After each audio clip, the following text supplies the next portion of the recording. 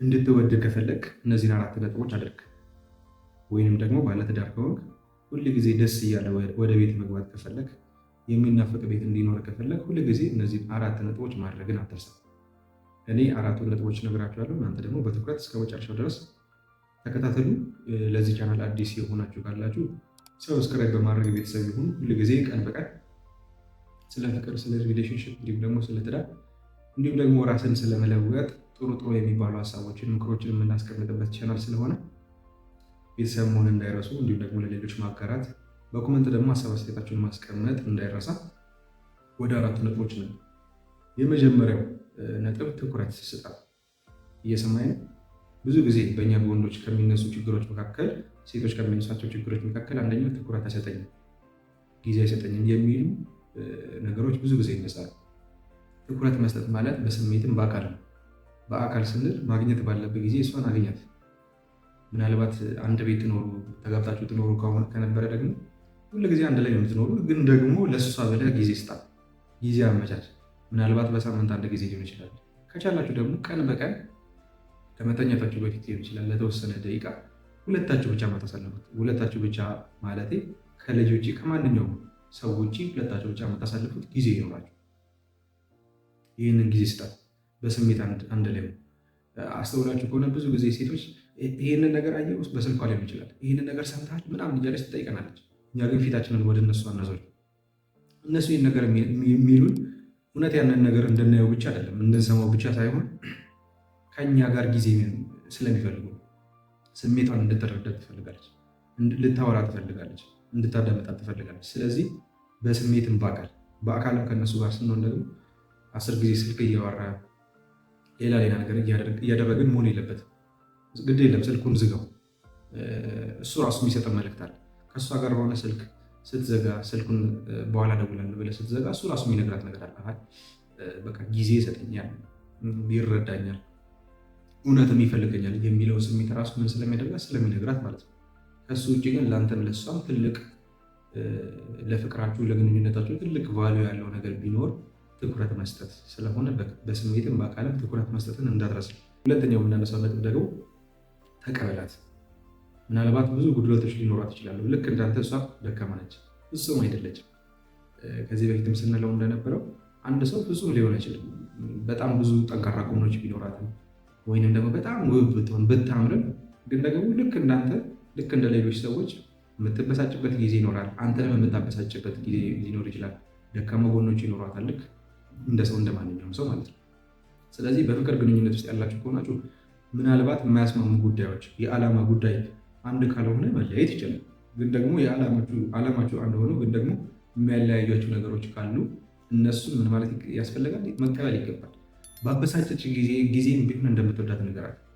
አበሳጭተሽኛል፣ አሁን አናደሽኛል፣ ግን እወድሻለሁ ብለህ በርህራሄ ቃል ምናልባት እወድሻለሁ ቀጥታ ባይሆንም ግን ርህራሄ ያሳይ እና እስከነ ችግሮቿ ውበቷን ብቻ ሳይሆን ደግሞ ድክመቷንም ጭምር አብረህ ምን በላት ተቀበላት።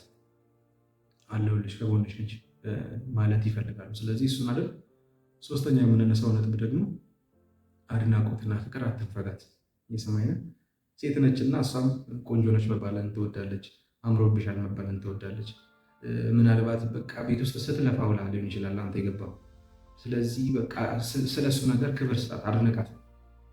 ተጎዳሽ ሊሆን ይችላል፣ አይዞሽ አለሁልሽ ምን ላግዝሽ ሊሆን ይችላል። ስለዚህ እሱን አትርሳ። ከዛ በተጨማሪ ደግሞ በጣም ብዙ ጊዜ የምንስተው በጣም ብዙ ወንዶች ይህንን ሀሳብ ትጋሩኛላችሁ ብዬ አስባለሁ።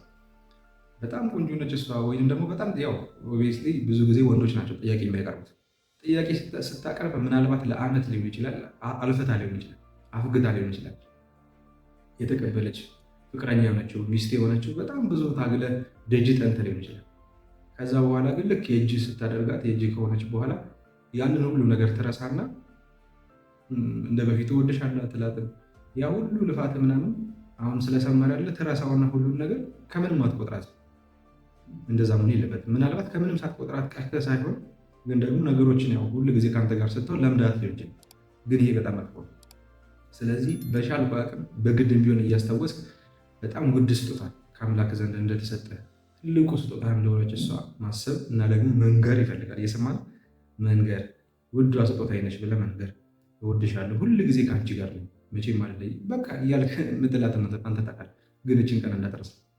እችን ቀን ያችን ያገኘህበትን ቀን ያን የተጋጋጥከውን መጋጋጥ እንዳትረሳ እና ደግሞ ሁል ጊዜ ክብር መስጠት እና ደግሞ አድናቆት ማቅረብ ያስፈልጋል ማለት ነው። ሰብስክራይብ ማድረግ እንዲሁም ደግሞ ለሌሎች ሼር፣ ሀሳብ አስተያየታችሁን ደግሞ ኮሜንት ላይ ማስቀመጥ እንዳትረሱ። አራተኛው ነጥብ ደግሞ ነፃነት መስጠት። እየሰማኝ ነፃነት መስጠት እንዳትረሳ። ብዙ ጊዜ በእኛ በወንዶች የሚታየው ክፍተት ይሄ ነው። አንደኛው ነፃነት መስጠትን እኔ በሁለት ምክንያት ወንዶች ለሴቶች ነፃነት አይሰጡም ብዬ አስባለሁ። የመጀመሪያው በመፍራት በመጠራጠር ምናልባት በጣም ቆንጆ ትሆንና ተጫዋች ትሆንና ብዙ ወንዶች የሚወዷት የሚፈልጓት አይነት ሰው ትሆንና አንድ ይወስድብኛል ብለህ ትሰጋና ከዛ በኋላ ስልክም ስታወራ ማን ነው እያልክ ስትወጣም ስትገባም ደግሞ የት ነው ወዴት ነው እያልክ ታጨናንቃት ይሆናል። ይሄ ያንተ ያደርጋል። ይሄ ያንተ ሊያደርጋት አይችልም። ብዙ ጊዜ በቃ አይታችኋል፣ ልጅ እያላችሁ አይታችኋል። በጣም ቁጥጥር የበዛበት ልጅ አጓጉል ሲሆን አይታችኋል። ስለዚህ አንተ መቆጣጠር እሷን ከምንም አይነት ጥፋት ልጥፋ ካለች አያደርጋትም። ስለዚህ ማመኑ ነው የሚሻለው፣ ማመን። ከዛ በኋላ ደግሞ ከአንተ የሚገባውን ነገር ማድረግ። ከአንተ የሚገባውን ነገር ካላደረግ ምናልባት ልትሄድ ትችላለች። ግን ከአንተ የሚገቡትን ነገሮች አሁን እዚህ ጋር ያነሳናቸውን 4 ነገሮች ራሱ ካደረግ ከአንተ የምትሄድበት ምንም አይነት ምክንያት የለም። ስለዚህ ከአንተ የሚጠበቀውን ነገር አድርግ። እሷ ላይ ጫና አታብዛ፣ ቁጥጥር አታብዛ። ሌላኛው ደግሞ ቁጥጥር ወይም ደግሞ ነፃነት የሚያጡበት ምክንያት እህቶቻችን ወደ ትዳር ከገቡ በኋላ ብዙ ጫናዎች፣ ልጁ፣ ሁሉም የቤትም ኃላፊነት እነሱ ጋር ይሆንና ነፃነት ያጣሉ። የራሳቸው የሚባል ጊዜ የላቸው። ስለዚህ በጣም በቃ አይታችሁ ከሆነ አስተውላችሁ ከሆነ በጣም ቁጭ የምትባለው ልጅ ከገባች ከ2 ዓመት በኋላ 1 ልጅ 2 ልጅ ከወለደች በኋላ ወንድየው እያማረበት ሲሄድ እሷ ግን ግርጥት ብላ ርጅት ያለ ፊት፣ የተጎሳቆለ ስሜቶች የተጎዳ ምናምን አይነት ሴት አይታችሁ አታውቁም? ስለዚህ እንደዛ መሆን የለበትም። ስለዚህ ምናልባት የዓመት ፈቃድ መውሰድ ካለብህም የዓመት ፈቃድን ወስደህ፣ እረፍት መውሰድ ካለብህም እረፍትን ወስደህ፣ ልጆች ካሉ ልጆችህን የሚያዝ እሷ እስኪ እንደ ሌሎች ሰዎች እንደ ጓደኞቿን ታገኝ፣ ትውጣ። ስለዚህ በነፃነት እንድትተነፍስ ፍቀድላት። የራሷ ሀሳብ የራሷ ስሜት እንዲኖራት የራሷ ውሳኔዎች እንዲኖራት አደርጋት። እነዚህን 4 ነገሮች ካደረግ እርግጠኛ ሆኜ እነግርሃለሁ ሁል ጊዜ ትወድሃለች፣ ሁል ጊዜ ያንተ ትሆናለች። እንዲሁም ደግሞ ድምቅ ያለ ቤት ይኖራል። ደስ እያለ እየናፈቀ የምትገባበት ቤት ይኖራል። ለዛሬ ይህንን ይመስላል ያዘጋጀሁላችሁ። ሰብስክራይብ ማድረግ ለሌሎች ሼር ማድረግ እንዳይረሳ። ነገ ደግሞ በአዲስ ቪዲዮ እንገናኛለን። አመሰግናለሁ።